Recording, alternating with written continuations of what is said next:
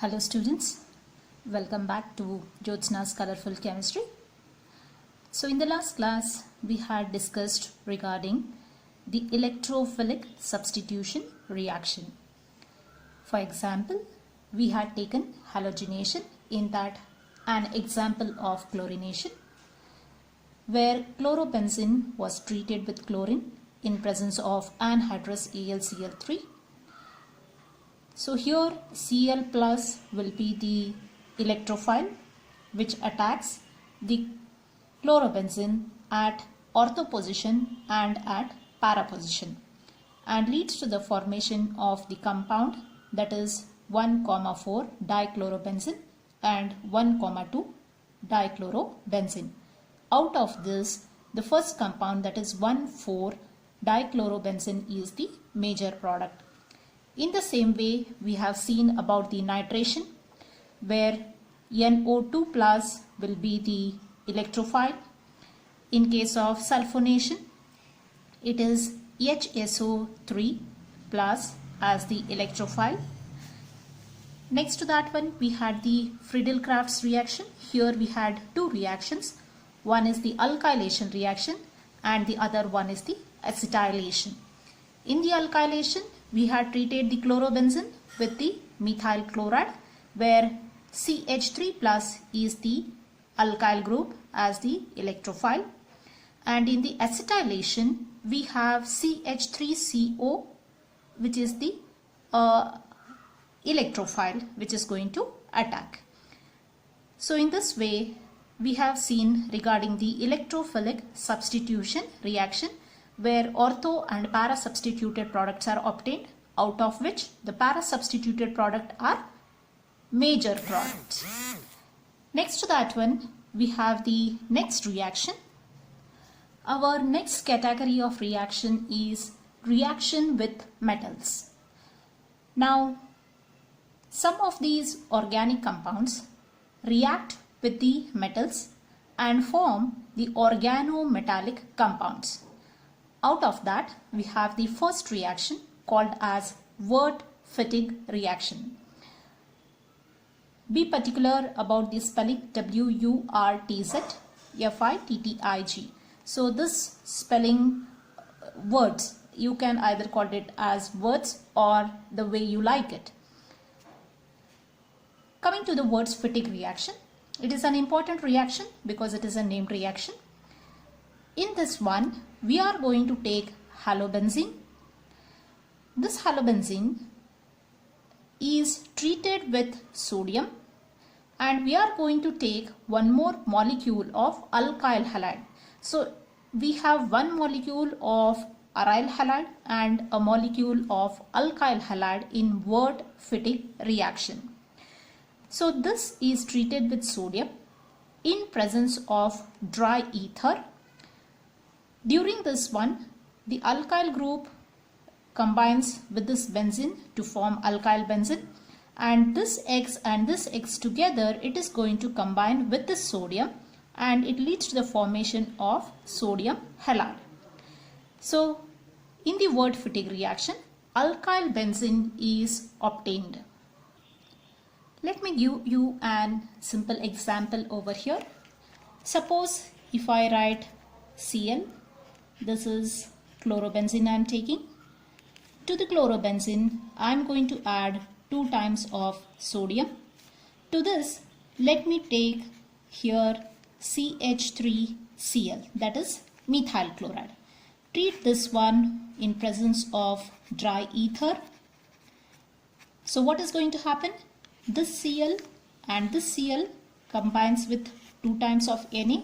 So it leads to the formation of what? 2 times of NaCl is formed.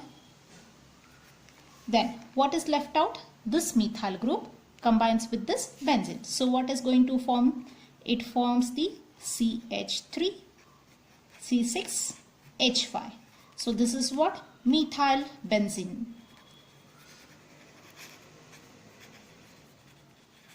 Or it is also called as what? Toluene. Okay, so in this way, the Wurtz-fittig reaction, one aryl halide like chlorobenzene is involved, and one alkyl halide like methyl chloride is involved. So this type of a reaction we call it as the Wurtz-fittig reaction. Then next to that one we have one more reaction called as Fittig's reaction. So which is similar to the Wurtz-fittig reaction, but the only difference here is in the previous reaction we have taken one alkyl halide and one aryl halide molecule. In this one we are going to take both aryl halides molecule. So in this you can see that this is an halobenzene, this is one more halobenzene. So instead of writing two molecules here, we have shown it in this way for the sake of understanding. So two molecules of halobenzene reacts with two atoms of sodium in presence of dry ether. So this halogen combined with the sodium forms sodium halide, and this phenyl groups attaches with this phenyl group to form a diphenyl. So just let us take one particular example over here.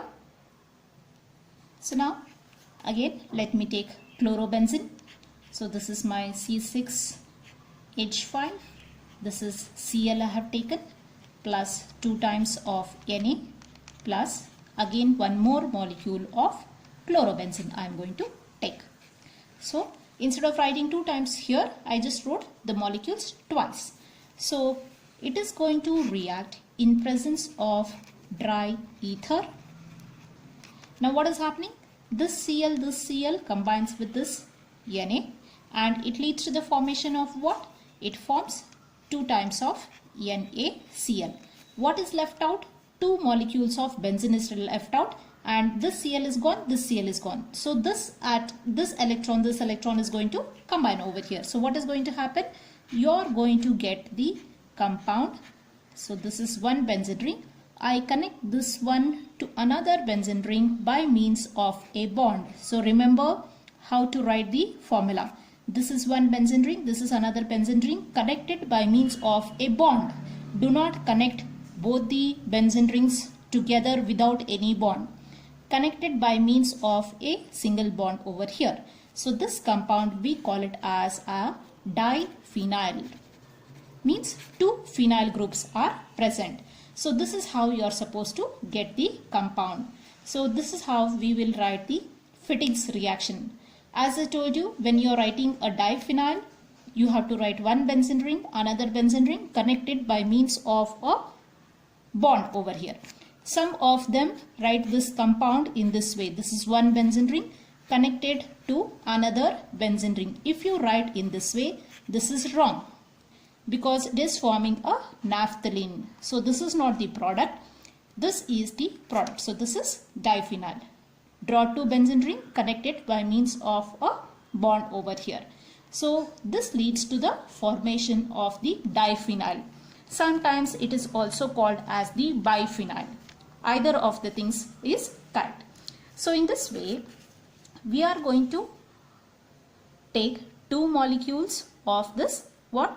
Halobenzene. See, the same reaction you can also write it in this way. That is 2 molecules of the chlorobenzene is going to react with 2 molecules of sodium in presence of dry ether. And then this leads to the formation of what? It leads to the formation of a diphenyl. So in this way you can show, and along with that 2 times of NaCl is obtained. So you can also write here 2 times. So remember, in Fittig's reaction you are using 2 molecules of aryl halide, and in case of Wurtz reaction you are making use of 2 molecules of Rx, that is alkyl halide, and in Wurtz-fittig reaction you are making use of 1 molecule of alkyl halide and another molecule of the aryl halide. So in this way Fittig's reaction and Wurtz-fittig reactions are similar. So this is all about today's reaction. This completes the reaction of alkyl halides and aryl halides, or the haloalkanes and haloarenes. Next to that one we have simple theoretical part, that is the study of polyhalogen compounds. So polyhalogen compound means what? Here these compounds contain more than one halogen. So those we call it as the polyhalogen. Here it is general word called as the polyhalogen. It does not come under the classification part. Classification is a little bit different. But in this one, generally more than one halogen if it is present, we are considering it as polyhalogen compound. So now in the next class, let us look for what is meant by polyhalogen compounds and what are their uses.